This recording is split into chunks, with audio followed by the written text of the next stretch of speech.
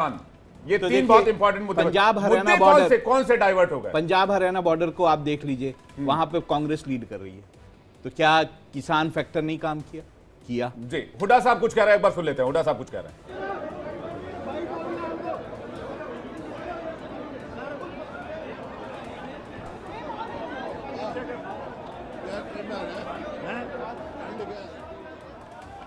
भूपेंद्र हुड्डा इस वक्त आपको कैमरे पर दिख रहे हैं, उनका रिएक्शन मीडिया कर्मी चाह रहे हैं, हम उनसे बातचीत करने की कोशिश कर रहे हैं। वो क्या कहना चाह रहे हैं, आइए सुनने की कोशिश करते हैं। अभी तक के रुझान के मुताबिक उनका रिएक्शन क्या आ रहा है?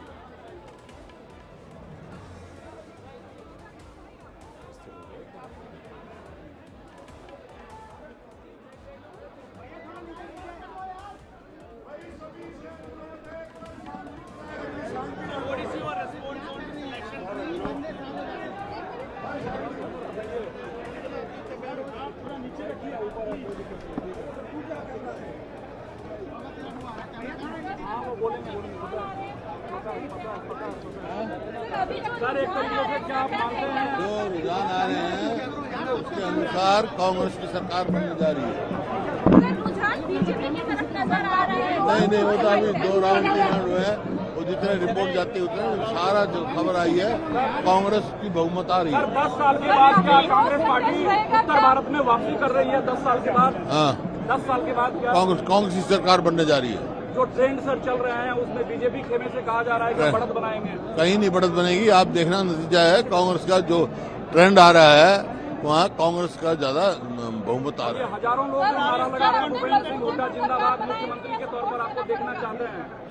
ये पार्टी फैसला करती है। हुड्डा साहब बीजेपी के बड़े लीडर जो है पिछड़ते हुए नजर आ रहे हैं, बीजेपी के बड़े लीडर पिछड़ते हुए नजर आ रहे हैं। कांग्रेस की सरकार बनने जा रही है भाई। सर आपको किसी अलायंस की जरूरत पड़ेगी या कांग्रेस एबल टू? यानी कांग्रेस अपनी मेजोरिटी लाएगी। सर फुल फ्लैग मेजॉरिटी वाली कांग्रेस की सरकार बनेगी, पूरी उम्मीद है आपको? हाँ, कह तो जगह कितनी बार कह रहा हूँ। Sir credit goes to Rahul Gandhi and Bhupendra Singh Hooda ji only. Credit goes to party, Rahul Gandhi ji, Mallika खड़गे ji, Priyanka ji, all leaders of the Congress. So what's your And priority? real credit goes to the people of Haryana. Sir रुझानों में काफी What will be your priority, sir, after the fall government? What will be your priority? How many questions will you ask? You ask one question. There are others also. Sir काफी रुझानों में close contest नजर आ रहा है, ऐसा expected था क्या? नहीं था, जहाँ कहीं क्लोज है, कहीं पे है, लेकिन कांग्रेस इज गेटिंग मेजोरिटी। आपके लिए नतीजे आने वाले हैं, जो नतीजे अभी दिख रहे हैं?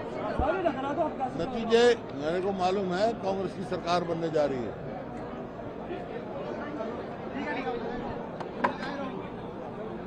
अरे जी को सुन रहे थे आप, जिन्होंने साफ तौर पर बोला कि कांग्रेस की सरकार बनती हुई नजर आ रही है। अरविंद जी, क्या कहा जाए कि अब क्योंकि देखिए आंकड़े आ रहे हैं, जा रहे हैं, 1-2 सीट ऊपर नीचे हो रहे हैं, क्या आपको लगता है हरियाणा में कितनी स्थिति और बदल सकती है? 10:30 बजने वाला है। देखिए, एक तो चीज़ मैं यही बोल दूं कि वहाँ पे एक और चीज़ हो रही है, बिफोर अरविंद कुछ कहें। 20 सीटों पर जो बीजेपी का मार्जिन है वो 2000 से ऊपर चला गया। तो बीजेपी जो है अब जो मार्जिन्स हैं वो बढ़ा रही है, तो ये देखना होगा कि ये बड़ी बात है। अगर ये जीत में कन्वर्ट हो जाते हैं राहुल जी के हिसाब से, तो उसका जो है मतलब जो आंकड़े हैं ना, ये लगभग 2, 4, 5, 6 इधर उधर होंगे, बस उससे ज्यादा फर्क नहीं पड़ने वाला है। और ये बीजेपी के लिए बहुत सुखद है, क्योंकि बीजेपी ओबीसी को ध्यान में रख के उन्होंने पूरी रणनीति तैयार की थी। और मुझे लगता है कि बीजेपी एक तरफ कांग्रेस से मान के चल रही थी कि हम चुनाव एक तरीके से जीत चुके हैं। आपने देखा कि भूपेंद्र सिंह हुड्डा अपनी बात को कहने में इतना समय लगा रहे थे, मुझे लग रहा था कि वो क्या सोच रहे थे, उनके मन में क्या चल रहा होगा। कई मोर्चों पे संशय की स्थिति बनी हुई थी उनके नहीं, कंचन सबसे बड़ी बात है ना, उनको कई मोर्चों पे लड़ना पड़ा।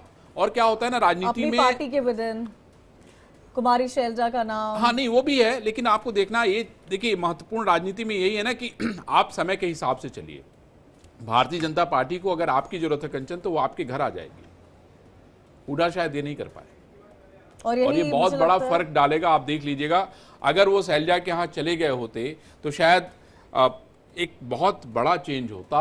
देखिए राजनीति में आपको कभी कभी बहुत बड़ा दिल दिखाना पड़ता है और दिखाना चाहिए। हमने तो यही देखा है, हमने देखा है कि भारतीय जनता पार्टी या मोदी की जो पूरी टीम है, उनको जब जिसकी जरूरत होती है वहां चले जाते हैं। अच्छा राहुल जी, एक और बात मैंने जब भी मैं बीजेपी का जिक्र होता है एक बात तो नोट की गई है, चाहे आप गुजरात देख लीजिए या मध्य प्रदेश देख लीजिए, कमलनाथ का उस टेन्योर को अगर हटा दिया जाए तो कंसेक्यूटिव टर्म्स पर एक के बाद एक भारतीय जनता पार्टी जीतती आती है, जिसका जिक्र मैं पहले भी कर रही थी कि एंटी इनकम्बेंसी, क्या ये बीजेपी के लिए 2014 के बाद से वो फैक्टर नहीं बना है अब?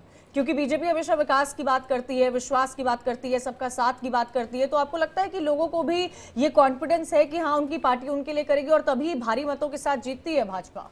देखिए, एक बात बीजेपी के साथ ये है कि जब भी बीजेपी किसी जगह पे सत्ता में आई है तो उसने विकास किया है, तो ये लोगों को भाता है कि उनकी सड़कें ठीक हो जाती हैं, वहाँ पे जो है लोग इंडस्ट्रियलाइजेशन होता है, वहाँ पे व्यापार बढ़ने लगता है। ये सारी बातें बीजेपी में इनहेरेंट है, ये होता है। आप इसको विपक्षी दल माने या ना माने ये अलग बात है, लेकिन ये देखने में मिला है। दूसरी तरफ ये भी है, बीजेपी जो है बड़ी ऑर्गेनाइज तरीके से चुनाव लड़ती है, शायद उतना ऑर्गेनाइज तरीके से जो है बाकी पार्टियां नहीं लड़ पाती हैं चुनाव। और दूसरा एक और फैक्टर आपको ध्यान होगा कि अगर हम मध्य प्रदेश की बात करें तो आरएसएस का बहुत बड़ा संगठन वहाँ पर है, बहुत ही ऑर्गेनाइज संगठन है। आरएसएस और उसको सबल बनाती है। हरियाणा में भी इस बार आरएसएस ने जम के काम किया है। जब उनको ये लगने लगा कि कहीं ना कहीं कुछ दिक्कतें हैं तो उन्होंने गांव-गांव जाकर जो है वो कैंपेन या लोगों से बात की, लोगों को जो है बीजेपी की चीज़ों के तरफ मोड़ा है। तो वो सारा जो एक क्यूमुलेटिव इफेक्ट आता है वो बीजेपी को फायदा देता है। मतलब आरएसएस का एडवांटेज मिल जाता है बीजेपी को, बहुत ज़्यादा मिलता है। अगर हम मध्य प्रदेश की बात करें तो मध्य प्रदेश में जो बीजेपी का संगठन है उसको बहुत ज्यादा कॉम्प्लीमेंट करता है आरएसएस का संगठन, बहुत ज्यादा फायदा। छत्तीसगढ़ में भी राहुल जी, छत्तीसगढ़ में भी हमने देखा कि छत्तीसगढ़ में जो पूरा जो ट्राइबल बेल्ट है एग्जैक्टली उसमें जो चेंजेस हुए वो आरएसएस की एफर्ट्स के कारण। ठीक है। एक बार हरियाणा का जो लेटेस्ट